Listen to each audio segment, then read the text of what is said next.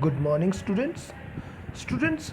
हम कांग्रेस सिस्टम के लिए क्या क्या चैलेंजेस थे 1960s में, उनके रिगार्डिंग हम डिस्कस कर रहे थे, जिसमें हमने सबसे पहले पढ़ा था पॉलिटिकल सक्सेशन आफ्टर नेहरू, कि नेहरू जी के बाद कौन लीडर बना देश का। ठीक है। और जैसे कि हमने पढ़ा था कि लाल बहादुर शास्त्री बने थे, फिर लाल बहादुर शास्त्री के बाद इंदिरा गांधी बनी थी। इसके रिगार्डिंग हमने डिस्कस किया था। फिर हमने डिस्कस किया था कि इंदिरा गांधी जब लीडर बनी और उनके अंडर जब 1967 का इलेक्शंस हुआ तो उसके क्या रिजल्ट्स रहे, उसके रिगार्डिंग हमने डिस्कस किया था। कि उस समय जब कांग्रेस की ने इलेक्शन लड़े थे 67 में, fourth general elections Indira Gandhi की लीडरशिप में, तो उस समय कांग्रेस की सीट्स जो थी वो काफ़ी कम आई थी।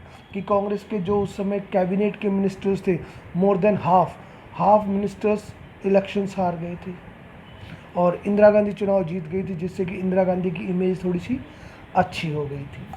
ठीक है। इसके अलावा एक पॉइंट टॉपिक और हमने इसमें डिस्कस किया था कि कोलेशन बनना स्टार्ट हो गया। कि जो ये स्टेट पार्टीज थी उन्होंने एक कोलेशन बनाया और स्टेट्स में उन्होंने सरकार बनाई, एसवीडी के नाम से, संयुक्त विधायक दल, जिन्होंने अलग अलग स्टेट्स में सरकार बनाई थी। और इसके अलावा एक टॉपिक और था नॉन कांग्रेसिज्म, कि जितनी भी अपोजिशन पार्टीज थी कांग्रेस के अलावा, कांग्रेस की जितनी भी अपोजिशन उन सभी ने मिलकर अपना एक ग्रुप बनाया, जिसे कि राम मनोहर लोहिया ने नॉन कांग्रेसिज्म का नाम दिया था। इन चीज़ों के रिगार्डिंग हम डिस्कस कर चुके हैं। ओके। तो कोलिशन के रिगार्डिंग हमने डिस्कस कर लिया था कि जो स्टेट असेंबली की जो स्टेट पार्टी थी उन्होंने अपना एक ग्रुप बनाना स्टार्ट किया और वो अलग अलग आइडियोलॉजी की पार्टीज़ के साथ मिलकर अपना एक कोलिशन बना रहे थे। ठीक है। आज हम बात करेंगे कि उसी समय 67 में एक नया डेवलपमेंट और हुआ, एक नया चेंज और हुआ पॉलिटिक्स में, दैट वाज द डिफेक्शन। कि डिफेक्शन के रिगार्डिंग आपने 11th में भी पढ़ा हुआ है कि डिफेक्शन का मतलब होता है दल बदलना, यानी कि अपनी पार्टी को चेंज करना। कि आज आप किसी दूसरी पार्टी में और कल आपने कोई और पार्टी को ज्वाइन कर लिया। तो 1967 में ये एक नया चेंज और हुआ इंडियन पॉलिटिक्स में, दैट वाज द डिफेक्शन। देखिए, another important feature of the politics after the 1967 elections was the role played by defection in making and unmaking of government in the states। कि state में government बनाने में, government हटाने में defection ने एक major role play किया। क्योंकि हमने पढ़ा था ना कि कई स्टेट्स में कांग्रेस सरकार नहीं बना पाई थी। क्यों नहीं बना पाई थी? क्योंकि उसकी पार्टी के जो लीडर्स थे वो छोड़कर दूसरी पार्टीज में शामिल हो गए थे। तो डिफेक्शन के बेस पे क्या हुआ कि काफ़ी जगह पर सरकार बनी और काफ़ी जगह पर सरकार नहीं बन पाई। Defection means an elected representative leaves the party on whose symbol he or she was elected and join another party. कि डिफेक्शन का मतलब होता है कि एक इलेक्टेड रिप्रेजेंटेटिव, कि जो किसी दूसरी पार्टी से, किसी एक पार्टी से जीता है, उसके सिंबल से जीता है। सपोज करो जैसे कोई कांग्रेस से जीता है और चुनाव जीतने के बाद वो अपनी पार्टी को छोड़कर दूसरी पार्टी को ज्वाइन कर लेता है, that is known as defection. After the 1967 general elections, the breakaway Congress legislature played an important role in installing non-Congress government in 3 states।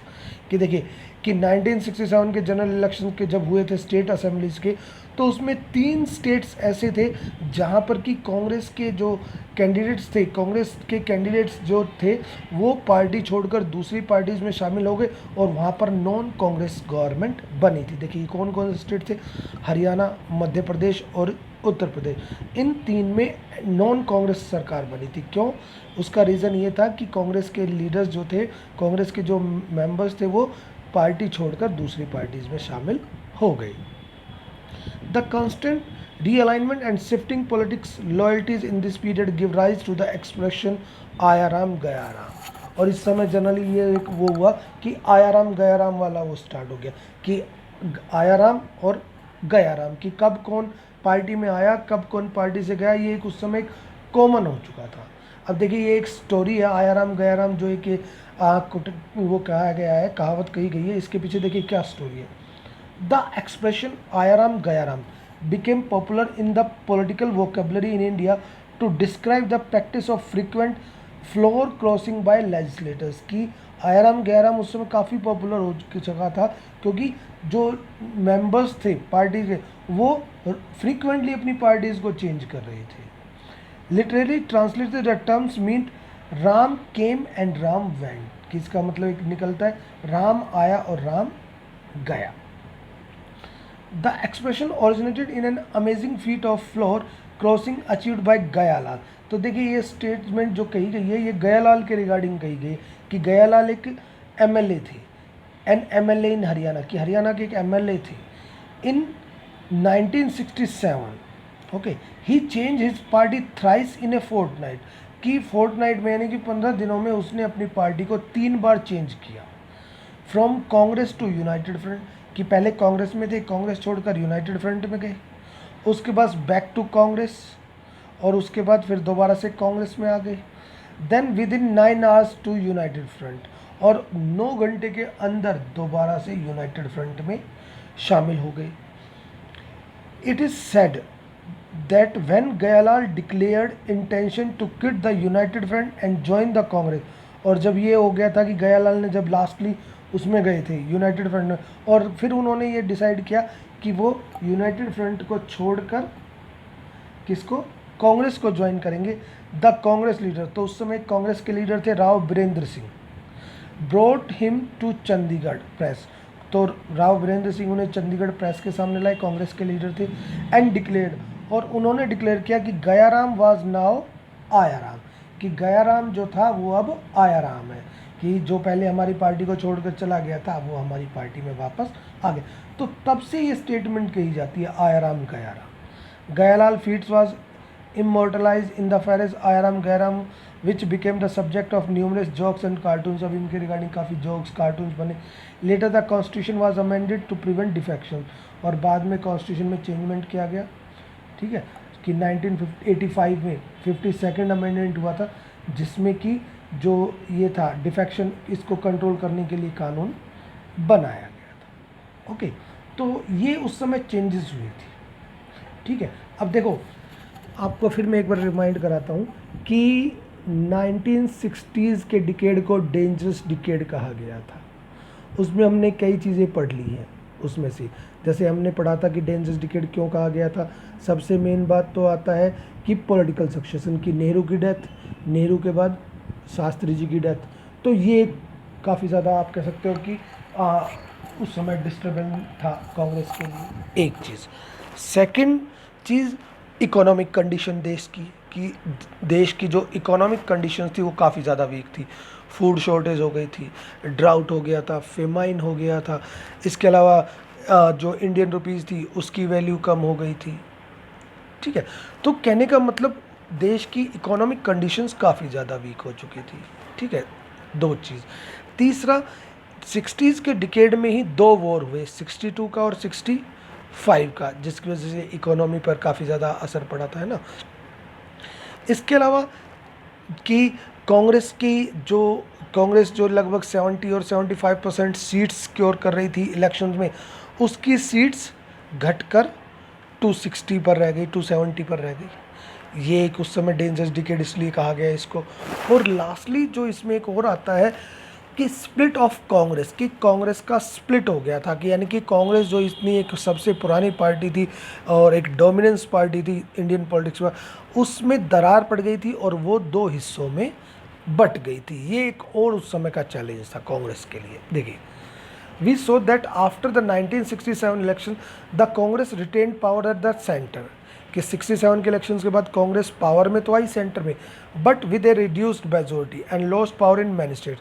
लेकिन उसकी मेजोरिटी की वो जो सीट्स का शेयर था वो काफ़ी कम हो गया था और कई स्टेट्स में वो चुनाव हार गई थी. More importantly the result prove that Congress could be defeated at the election.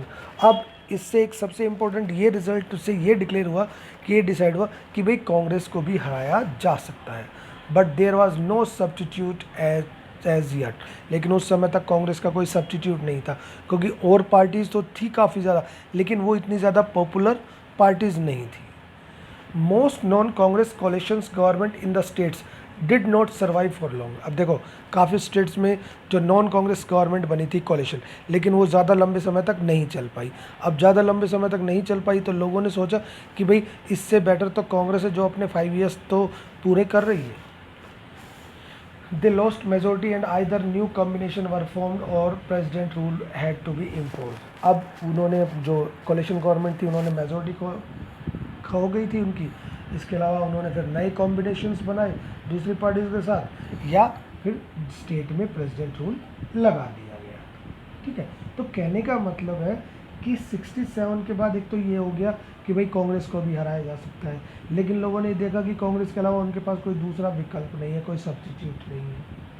ठीक है, अब आगे हम पढ़ रहे हैं कि जो कांग्रेस का स्प्लिट हुआ था उसके रीजंस क्या थे, कि कांग्रेस के स्प्लिट के क्या रीजंस थे।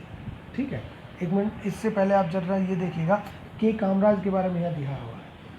के कामराज कौन थे, आपको ध्यान होगा कि ये कांग्रेस के प्रेसिडेंट थे। ठीक है ना, freedom fighter and the Congress president, chief minister of Madras, Madras के chief minister, having suffered educational deprivation, की एजुकेशनल डिप्रीवेशन से सफर्ड थे, made efforts to spread education in Madras, कि मद्रास में इन्होंने एजुकेशन बढ़ाने के लिए एफर्ट्स किए, introduce mid day meal scheme, ध्यान दिए कि बच्चों को जो मिड डे मील दिया जाता है, ये स्कीम किसने चलाई थी, ये स्कीम के कामराज ने चलाई थी, ध्यान रखिएगा। इन 1963 ही propose that all senior Congress should resign from office to make away for younger party workers, कि 1963 में उन्होंने एक प्रपोज किया था कि जितने भी सीनियर मेंबर्स हैं कांग्रेस के वो रिज़ाइन कर दे और उनकी जगह पर नए मेंबर्स को आने का, जो यंग जनरेशन है उसको आने का मौका दिया जाए। This proposal is famous as the Kamaraj plan, और इसको कामराज प्लान के नाम से जाना जाता है, ध्यान रखिएगा। ओके, अब देखिए कि कांग्रेस के स्प्लिट होने के क्या कारण रहे थे।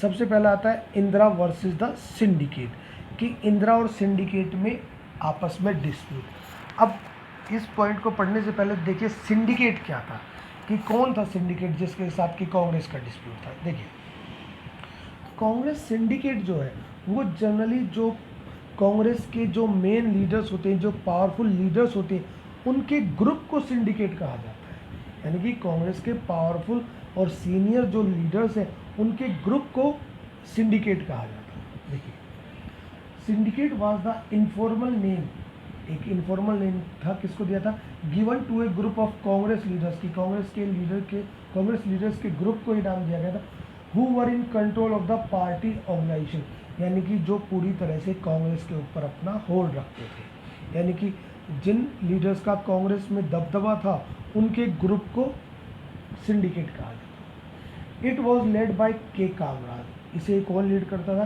कामराज, जो कि तमिलनाडु के फॉर्मर चीफ मिनिस्टर थे और कांग्रेस पार्टी के प्रेसिडेंट थे। It included powerful state leaders, इसमें पावरफुल स्टेट के लीडर्स जो होते थे वो भी थे, जैसे एस के पाटिल बॉम्बे सिटी के थे, ठीक है, एस निजालिंगप्पा मैसूर के, एन संजीवा रेड्डी आंध्र प्रदेश से, अतुल्य घोष वेस्ट बंगाल से, यानी कि इन सभी का जो ग्रुप था उसे सिंडिकेट बोला जाता था।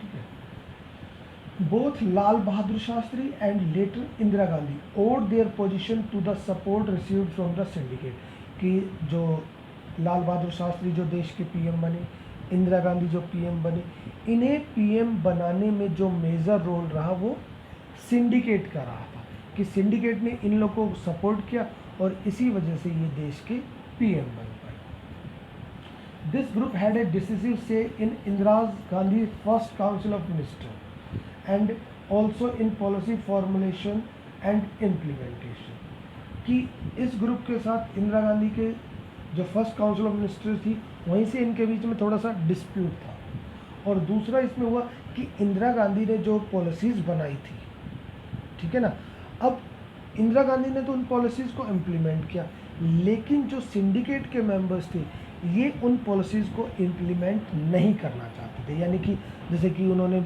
एक वो चलाया था कि नेशनलाइजेशन ऑफ बैंक्स, कि बैंकों का नेशनलाइजेशन किया जाए, इंदिरा गांधी ये कर रही थी जबकि वो इसके अगेंस्ट थे। तो इनकी जो इंदिरा ने पॉलिसीज़ बनाई थी उनके और इनके बीच में थोड़ा सा डिस्प्यूट था। After the Congress split the leader of syndicate, अब कांग्रेस के स्प्लिट होने के बाद सिंडिकेट और उसके जो मेंबर्स थे उन्होंने कांग्रेस ओ के नाम से अपनी पार्टी रखी, यानी कि पुरानी कांग्रेस जो थी वो उन्हीं लीडर्स के साथ रही, और इट वाज इंदिरा गांधी, और इंदिरा गांधी ने नई एक पार्टी बनाई कांग्रेस आर के नाम से, ठीक है, जो कि आगे चुनाव जीती भी थी 1971 में, कांग्रेस आर। यानी कि जब कांग्रेस स्प्लिट हुई तो वो दो हिस्सों में बटी, एक कांग्रेस ओ जो ओल्ड पार्टी थी और कांग्रेस आर जो नई पार्टी बनी थी इंदिरा गांधी के द्वारा, ठीक है। अब देखिए इंदिरा और सिंडिकेट के बीच में डिस्प्यूट क्या था। देखिए, the real challenge to Indira Gandhi came out from the opposition but from within her on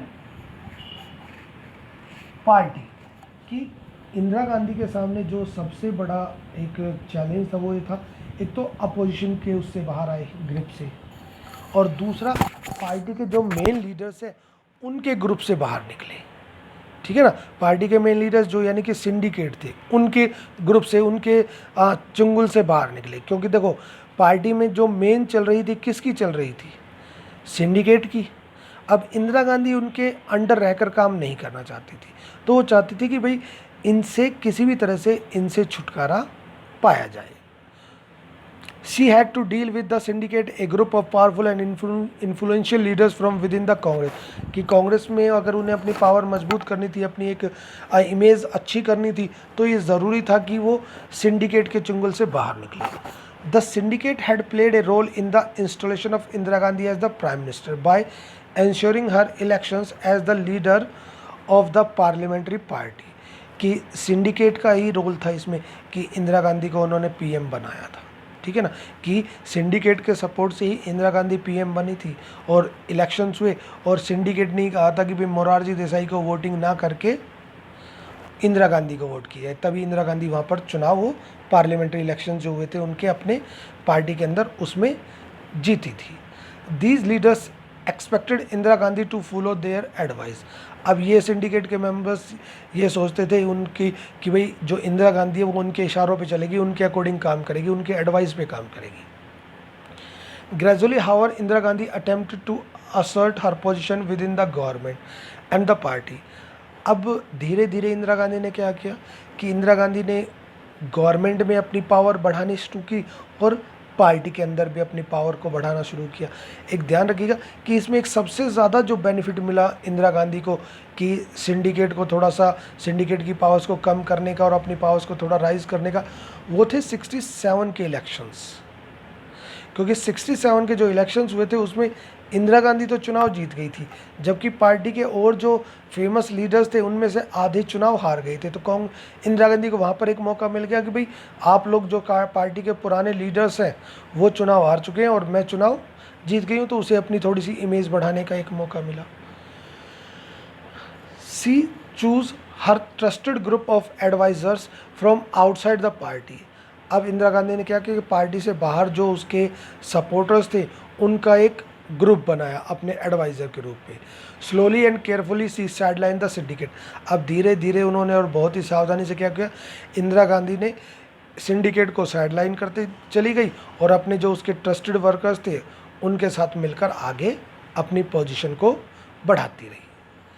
Indira Gandhi 10 face 2 challenges, अब इंदिरा गांधी ने 2 चैलेंजेस फेस किए। देखिए, she needed to build her independence from the syndicate, कि एक तो सिंडिकेट्स के चुंगल से निकलकर वो अपनी पावर बढ़ाना चाहती थी। She also needed to work toward regaining the ground that was the Congress had lost in the 1967 election, दूसरा ये था कि कांग्रेस की इमेज को और ऊपर उठाना, क्योंकि 67 के इलेक्शन में कांग्रेस की इमेज काफ़ी ज़्यादा डाउन आ गई थी, जैसे कि लगभग 90 सीट्स का 67 में कांग्रेस को नुकसान हुआ था, कि जहां 360 370 सीट्स ले रही थी अब कांग्रेस केवल 270 80 पर आकर रुक गई थी। तो ये था, एक तो उसके सिंडिकेट के चंगुल से बाहर निकलना और दूसरा पार्टी की पोजीशन को मजबूत करना। Indira Gandhi adopted a very bold strategy, she converted a simple power struggle into an ideological struggle, कि उसने क्या हुआ, एक सिंपल पावर स्ट्रगल था उसे आइडियोलॉजिकल स्ट्रगल में चेंज कर दिया, कि सिंडिकेट की जो आइडियोलॉजी थी और इंदिरा की जो आइडियोलॉजी दोनों अलग अलग थी और दोनों के बीच में यही एक डिस्प्यूट हुआ। She launch a series of initiative to give the government policy a left orientation, कि उसने क्या किया कि कुछ इस तरह की पॉलिसीज़ बनाई, इनिशिएटिव्स लिए, जिससे कि एक लेफ़्ट ओरिएंटेशन की पॉलिसी को उसने शो किया। ठीक है। She got the Congress working committee to adopt a 10 point programme, कि उसने एक 10 पॉइंट प्रोग्राम चलाया था मई 1967 में। ये ध्यान रखिएगा कि ये वो चीज़ें हैं जो कांग्रेस ने अपने टाइम पीरियड में जिन चीज़ों को इम्प्लीमेंट किया था पॉलिसीज़ को, 10 पॉइंट प्रोग्राम। ठीक है। अब इस प्रोग्राम में क्या क्या चीज़ें थी, सोशल कंट्रोल ऑफ बैंक, ठीक है, सोशल कंट्रोल ऑफ बैंक्स एक चीज़, यानी कि नेशनलाइजेशन ऑफ बैंक आप इसे कह सकते हैं। दूसरा, नेशनलाइजेशन ऑफ जनरल इंश्योरेंस, की जनरल इंश्योरेंस को अपने कंट्रोल में लिया जाए। सीलिंग ऑन अर्बन प्रॉपर्टी को सीलिंग किया जाए और इनकम पर अपना कंट्रोल रखा जाए। Public distribution of food grains की जो पीडीएस सिस्टम है, ठीक है ना, उस पर control. Land reforms and provision of house sites to rural poor, कि जो रूरल पुअर है उनको जो घर वगैरह प्रोवाइड करना। तो ये उसने कुछ उन जो अपना 10 पॉइंट प्रोग्राम्स में ये कुछ उसके प्रोग्राम्स थे। While the syndicate leaders formally approve the left wing programme, कि सिंडिकेट के लीडर्स ने जो लेफ्ट विंग प्रोग्राम्स थे उनको अप्रूव कर दिया। They had serious reservation about the same, लेकिन इसके साथ साथ उनको कुछ उसके रिगार्डिंग डाउट्स भी थे। ठीक है। तो एक तो ये इनके बीच में कि कांग्रेस की जो अगर बात करें कांग्रेस का जो स्प्लिट होने का एक जो रीज़न हुआ, बेसिकली इसमें से 2 रीजन्स आप फाइंड आउट करते हैं। एक तो आप कहिए कि इंदिरा वर्सेस सिंडिकेट, की इंदिरा सिंडिकेट से होना चाहती थी। दूसरा आज में कह सकते कि सिंडिकेट का जो पार्टी का स्प्लिट होने का एक कारण बना कि उन्होंने जो पॉलिसीज़ उसकी, क्योंकि वो जनरली उन्होंने अप्रूव तो कर दिया लेकिन वो उसके सपोर्ट में नहीं थे। ठीक है, ये एक रीज़न बना। ठीक है, तो आज हम इतना ही डिस्कस करते हैं। थर्ड जो इसका पॉइंट आएगा वो हम नेक्स्ट में बात करेंगे, प्रेसिडेंशियल इलेक्शन, कि 1969 में प्रेसिडेंट के इलेक्शंस हुए थे, वो एक सबसे मेजर कारण बना था कांग्रेस के स्प्लिट का। ठीक है, आज इतना ही डिस्कस करते हैं। ओके बेटा, थैंक यू।